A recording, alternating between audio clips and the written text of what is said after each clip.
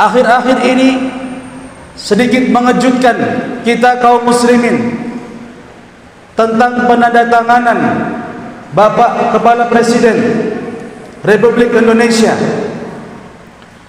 pada peraturan pemerintah nomor 28 terkait dengan Undang-Undang nomor 17/23 tentang kesehatan. Ini menuai kontroversi. Karena apa, hadirin sidang Jumat yang dimuliakan Allah Subhanahu wa taala? Di pasal 103 di ayat 4 itu, di situ ada mencakup penyediaan alat kontrasepsi bagi warga usia sekolah dan remaja. Naudzubillah min dzalik. Ini yang sedang digencar-gencarnya oleh kaum muslimin yang ada di pusat untuk tidak boleh ini dilegalkan. Tapi apa boleh kalau sudah ditandatangan? Bagaimana isu itu bisa terjadi? Walaupun dari kementerian sudah menanggapi bahwa penyediaan alat kontrasepsi pada usia remaja ini adalah untuk remaja yang menikah usia dini, yang dalam itu adalah masa-masa suburnya. Itu pun tidak menjamin kalau sudah ditandatanganin, maka apa jadinya negeri ini? Usia sekolah anak-anak kita yang harusnya belajar ilmu pengetahuan yang banyak lagi itu akan dikenalkan dengan alat kontrasepsi, dan ini akan menjadi bumerang. Kita semua akan kena imbasnya, hadirin sidang Jumat yang dimuliakan Allah Subhanahu wa taala.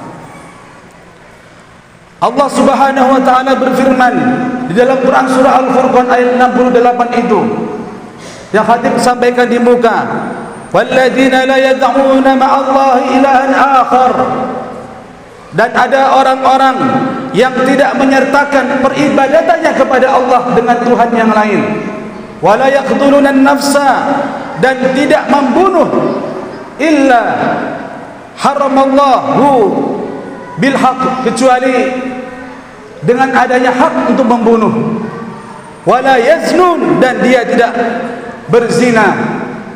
Dan apabila itu terjadi, wa may yaf'al dzalika yalqa asama, tunggulah akan orang-orang tersebut akan menemui pembalasannya oleh Allah Subhanahu wa taala.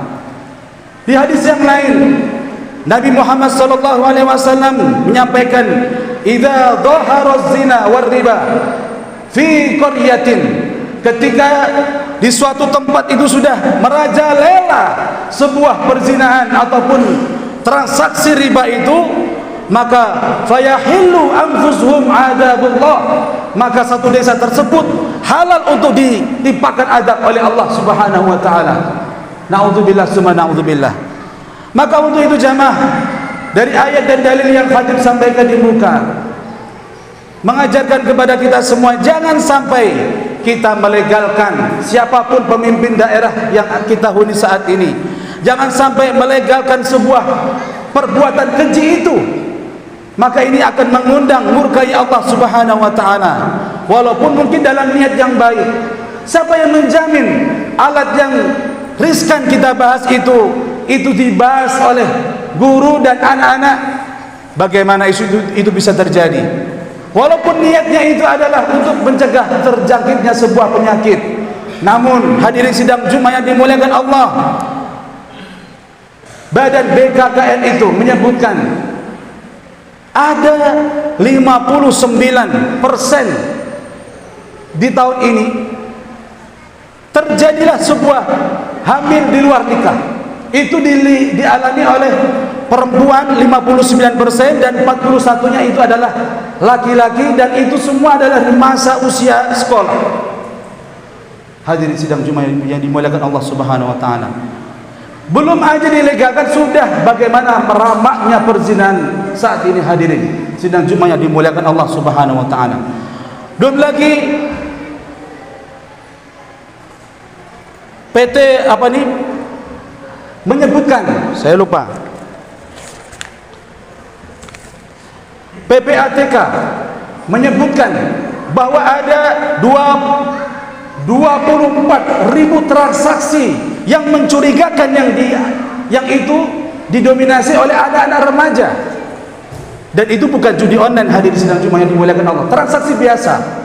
Itu dilakukan oleh anak-anak remaja, sehingga itu mencurigakan, itu diasumsikan ini adalah perzinahan atau prostitusi. Sehingga hadirin sidang Jumat yang dimuliakan Allah Subhanahu wa taala, semakin maraklah perzinahan di negeri kita ini. Apa mungkin kita membiarkan kejadian ini berlarut-larut, ataupun kita akan menanti ke azabnya Allah Subhanahu wa taala pelan-pelan ada di tempat kita ini? Naudzubillah summa naudzubillah. Maka seorang ulama mengatakan perbuatan zina itu dainun, utang. Siapa yang pernah menzinai seseorang, itu dia telah berhutang. Artinya apa? Suatu saat anaknya akan dizinai oleh orang lain, ataupun dia laki-laki, dia akan berzina juga dengan orang lain. Maka jangan sekali-sekali, hadirin sidang Jumat dimuliakan Allah Subhanahu wa taala, wala taqrabuz zina, yang kata Allah itu janganlah kamu dekat-dekati zina. Seperti pacaran, seperti berduaan, main gelap-gelapan, dan akhirnya banyak sekali anak-anak yang hamil duluan.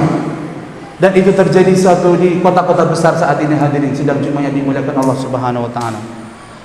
Perhelatan tahun baru, maka pagi-pagi hari petugas kebersihan pun menyapu, menemukan beberapa alat kontrasepsi berserakan di jalan.